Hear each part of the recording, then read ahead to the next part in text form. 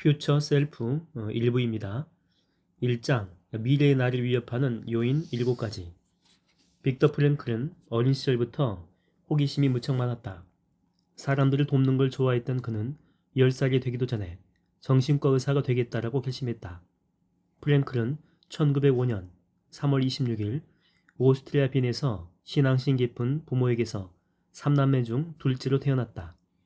어머니 엘사 프랭클은 프라하 출신으로 정이 많았다. 아버지 가브리엘 프랭클은 지방정부의 속기사로 일하며 사회복지부처 책임자가 되기 위한 길을 걷고 있었다. 프랭클은 고등학교에서 심리학을 공부하며 세계에서 가장 영향력 있는 심리학자인 지그문트 프로이드와 서신을 주고받기 시작했다. 프랭클은 프로이드에게 자신이 쓴 논문 한 편을 보냈고 그 논문은 국제정신분석학회지에 실렸다. 대학을 졸업하고 1년 후인 1925년 프랭클은 알프레드 아들러의 사상에 몹시 마음이 끌렸다. 아들러 역시 영향력 있는 심리학자로 프로이드와 비슷한 사상을 공유하다가 나중에는 프로이드와 결별하고 각자의 길을 갔다.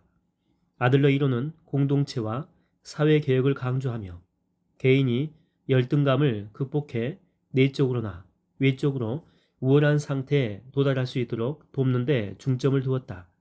그의 프랭클은 심리치료와 철학의 경계를 탐구하며 삶의 의미와 가치관의 중요성에 초점을 맞춘 논문을 발표했다. 이는 그가 중점을 두고 탐구한 주제였다. 프로이드와 아들러는 개인 발전의 핵심적인 측면이 그 사람의 과거라고 강조한 반면 프랭클은 미래를 심리학의 핵심적인 측면으로 강조했다. 프랭클은 자신의 발전 이론을 의미치료라고 명명했다. 의미를 뜻하는 그리스어 로고스에서 따온 명칭으로 개인의 발전과 정신 건강의 질은 미래에 무언가를 성취하고자 의미를 갖는 데서 비롯된다라고 믿었다. 1928년과 1929년에 프랭클은 의학박사 학위를 이수하는 동안 7개 도시에서 10대를 위한 무료 상담센터를 운영했다. 그 결과 자살하는 학생 수가 크게 줄었다. 프랭클은 국제적인 인지도를 얻었고 유럽 전역의 명망 있는 대학과 영향력 있는 심리학자 모임에 합류해달라는 초대를 받았다. 프랭클은 1931년 의과대학을 졸업한 후 빈에서 자살 충동을 겪는 여성 환자를 수용한 정신병원의 책임의사로 일했다. 프랭클은 32세였던 1937년에 자신의 병원을 개원했다. 하지만 개원하고 몇 달 후 독일이 오스트리아를 침략했고 프랭클은 나치를 피해 부모의 집에서 정신과 진료를 이어갔다. 프랭클은 로스차일드 병원 신경과에서 유대인 환자를 진료하면서 자신의 처쳐서 의사와 정신을 지필하기 시작했다. 이 책에서 그는 인간이 행복하고 건강하게 살려면 반드시 미래에 성취하고자 하는 목적이 있어야 한다는 획기적인 연구 결과를 제시했다.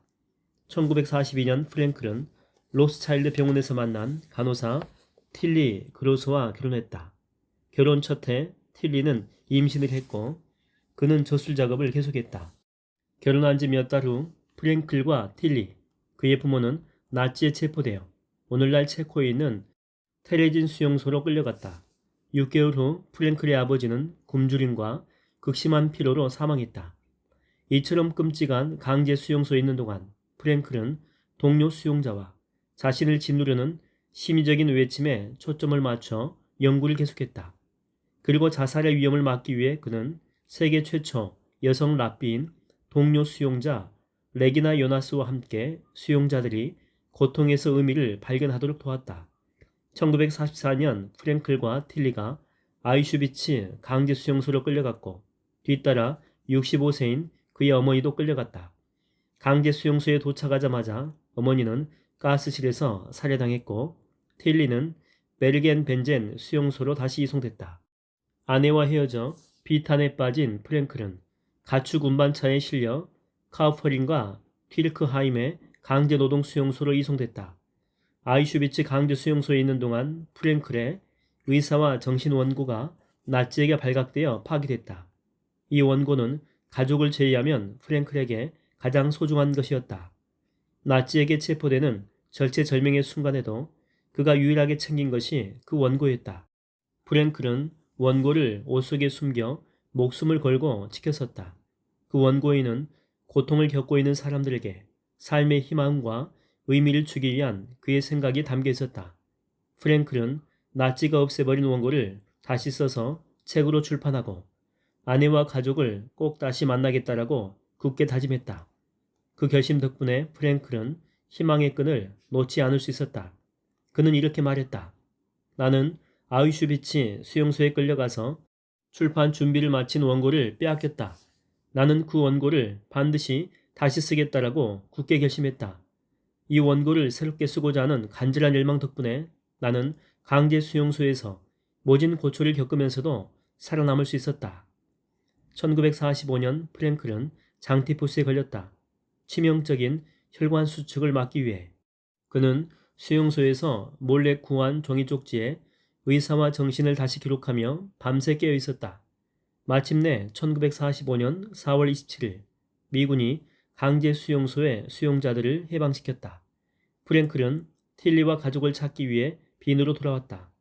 하지만 결국 틸리와 어머니, 형, 형수가 살해당했다는 소식을 들어야 했다. 절망에 빠진 프랭클은 친구들의 도움과 책을 다시 쓰겠다는 결심을 하며 힘을 얻었다. 1946년 프랭클은 빈 정신과 종합진료소 소장이 되었고 25년간 그 자리에서 환자를 진료했다. 그는 강제 수용소에서의 심이라는 챕터를 추가해 의사와 정신을 완성했다. 전쟁 후 빈에서 출판된 최초의 책이었다. 책 조판은 불과 며칠 만에 모두 판매됐다. 프랭클은 강제 수용소에서의 경험을 기록해 그의 가장 유명한 책인 죽음의 수용소에서 바로 이 책에 담았다. 1946년 한 해 동안 그는 대중 강연에서 삶의 의미와 회복력, 극심한 역경 속에서도 삶을 받아들이는 자세의 중요성 등 자신의 핵심 사상을 설명했다. 프랭클은 재혼했고 많은 책을 발표했으며 미래에 대한 의미를 찾는 것을 기본으로 하는 치료법을 발전시켰다. 빅터 프랭클은 20세기의 가장 중요한 인물이었고 현재도 그렇다.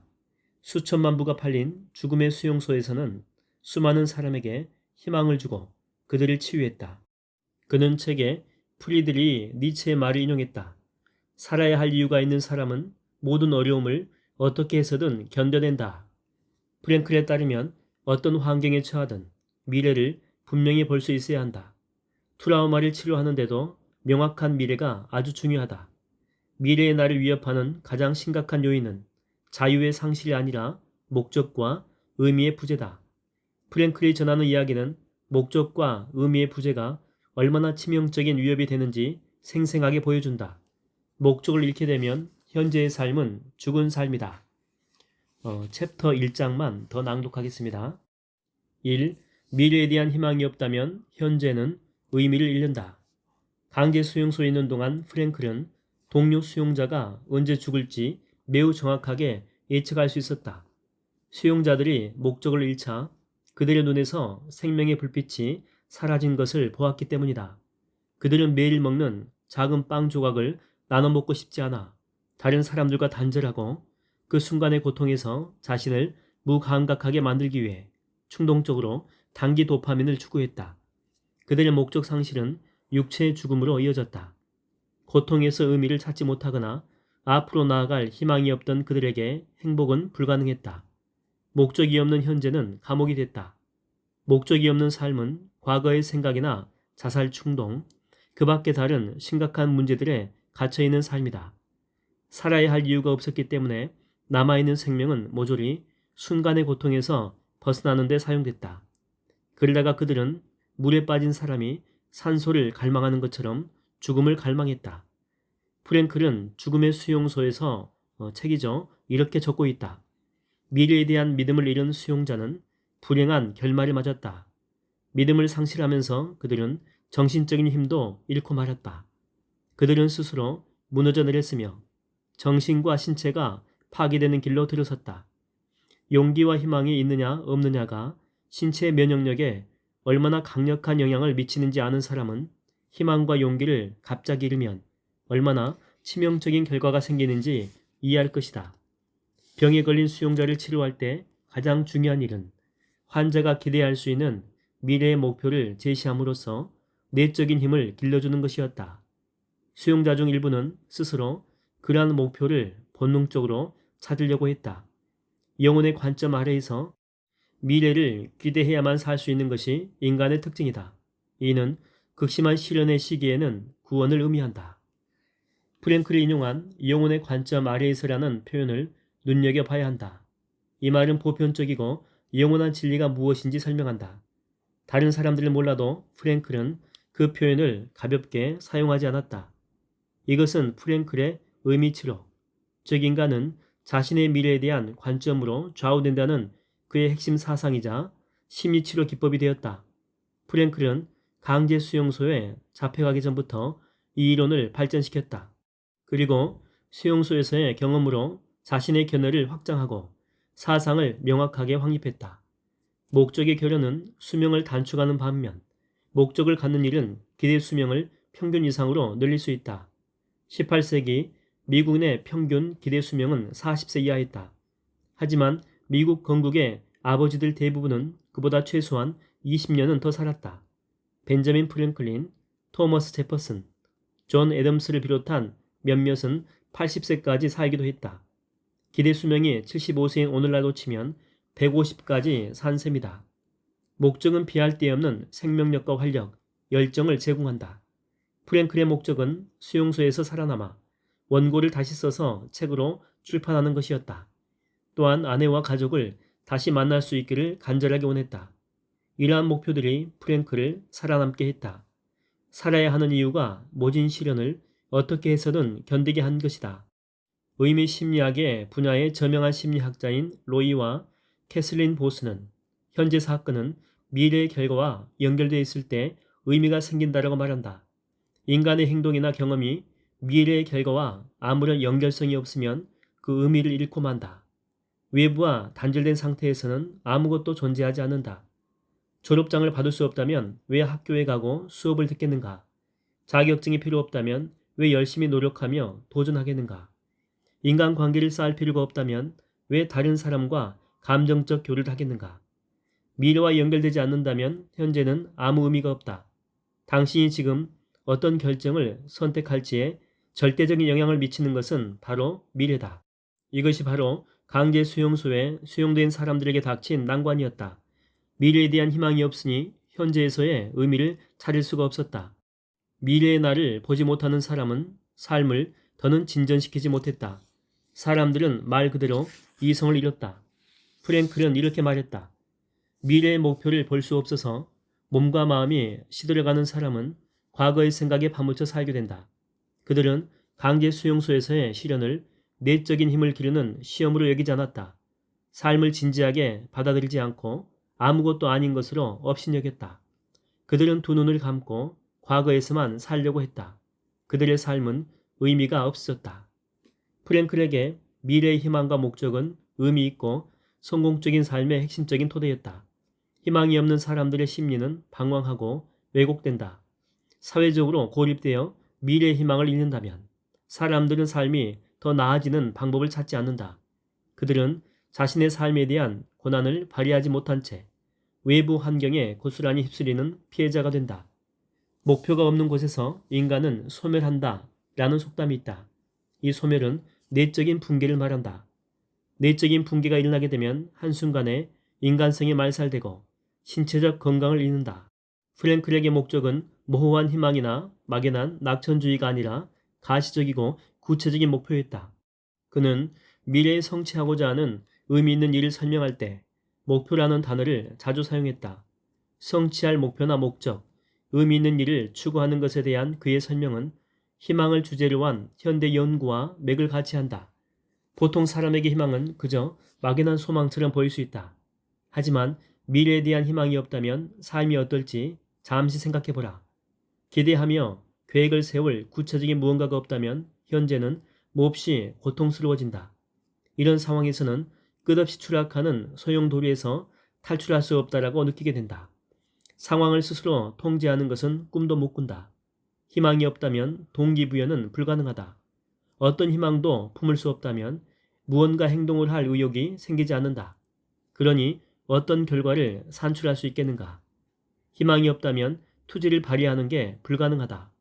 엔젤라 더크워스는 투지란 장기적인 목표를 향한 열정과 끈기라고 말한다. 그는 희망을 자신이 추구하는 게 무엇이든 그 과정에서 수많은 굴곡을 헤쳐나갈 수 있게 해주는 에너지원이라고 봤다. 심리학자들은 희망을 의지와 방법으로 설명한다. 의식적인 선택과 관련돼 있으므로 희망은 의지다. 희망을 지닌 사람은 추구할 만한 가치가 있는 목표를 구체적으로 정한다. 그리고 자신에게 권한이 있다라고 믿는다. 자신의 결정이 중요하고 자신이 인생의 결과물들을 좌우할 수 있다라고 생각한다. 희망이 있다면 그것을 이룰 방법을 찾거나 아니면 유연함을 발휘해 방법을 만든다. 따라서 희망은 방법이다. 희망이 있는 곳에는 언제나 방법이 있다. 희망은 승산을 따지지 않는다. 희망의 정의는 다음과 같다. 1. 명확하고 구체적인 목표다. 2. 자신의 고난을 믿는 생각이다. 자신에게 고난이 있다라고 믿으면 자신의 행동을 통제한다. 자신의 행동이 중요하며 인생의 결과에 영향을 미칠 수 있다라고 생각한다. 3. 길을 찾는 생각이다. 희망이 있다면 방법을 발견하거나 내놓는다. 또는 현재 위치에서 목표에 이르는 다양한 방법들을 만들 수 있다. 희망은 미래가 나아질 거라고 막연히 생각하는 낙관주의보다 훨씬 더 강력하다. 한 줄기 희망이라도 희망을 지니는 것은 은행에 예금을 넣어두고 미래의 목적에 대한 이자를 받는 것이나 마찬가지다. 하지만 넘어야 할 산이 있는 희망도 있다. 그런 원대한 희망을 이루려면 집중과 믿음, 행동이 필요하다. 이때 희망은 의지이자 방법이다. 심리학자들은 원대한 희망을 지닌 사람과 작은 희망을 지닌 사람의 뚜렷한 차이를 발견했다. 그 차이는 평생 희망을 연구해온 저명한 임상심리학자인 찰스 스나이더의 말로 요약할 수 있다. 원대한 희망을 지닌 사람은 목표에 도달하는 다양한 길을 찾으며 새로운 방법을 기꺼이 시도한다. 반면에 작은 희망을 지닌 사람은 한 가지 방법만 고집하며 난관에 봉착했을 때 다른 길을 찾으려 하지 않는다. 그들은 문제에 집중하는 사고력을 발휘하지 않고 회피하고 물러서려고 하는 해로운 생각을 하는 경향이 있다. 회피적인 성향으로 그들은 계속 소극적으로 행동한다. 안타깝게도 그들은 과거 경험으로부터 아무것도 배우지 못한다. 그러나 원대한 희망을 지닌 사람은 목표에 도달하지 못하면 그 실패를 다른 실행 가능한 접근 방법을 찾아야 한다는 피드백으로 받아들인다. 이렇게 이야기를 했다는 것입니다. 원대한 희망을 지닌 사람은 구체적인 결과를 만들기 위해 100% 전념한다. 그들은 흔들림 없이 목표를 확고하게 유지하지만 목표를 달성하는 과정이나 방법은 매우 유연하게 조정한다. 엔젤라 더크워스는 투지와 성숙에 대해 전곡을 찌르는 설명을 했다. 그의 연구에 따르게 되면 인간은 나이가 들어가면서 투지가 점점 더 커진다. 하지만 투지가 저절로 커지는 것은 아니다. 투지가 있는 사람이 되기 위해서는 오랜 시간 실패와 난관을 극복하며 목표를 고수해야 한다. 목표를 자주 바꾸는 사람은 꼭 필요한 투지를 길지 못한다. 이 스포츠에서 저 스포츠로 분야를 바꾸는 운동선수는 투지가 없다. 투지는 몇 년 혹은 수십 년 동안 한 가지를 고수하는 것이다. 여기에 또 하나의 중요한 측면이 있다. 투지를 잘하게 하려면 전념하는 장기 목표가 구체적이어야 한다. 그리고 중요한 목표를 달성할 방법 또는 시스템을 정기적으로 점검하고 개선해야 한다. 원대한 희망을 품으려면 과정이 아니라 목표에 전념해야 한다. 기존의 사고 및 행동 방식에 빠져 있어서는 안 된다.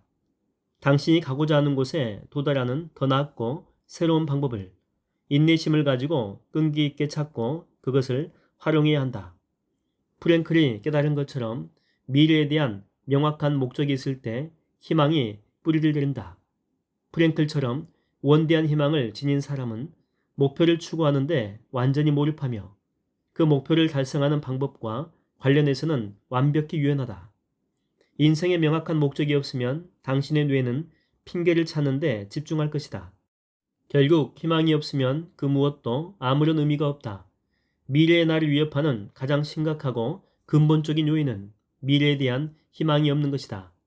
희망이 없으면 현재는 의미를 잃는다. 희망이 없으면 삶의 명확한 목표나 목적의식이 사라진다. 희망이 없으면 길이 없다.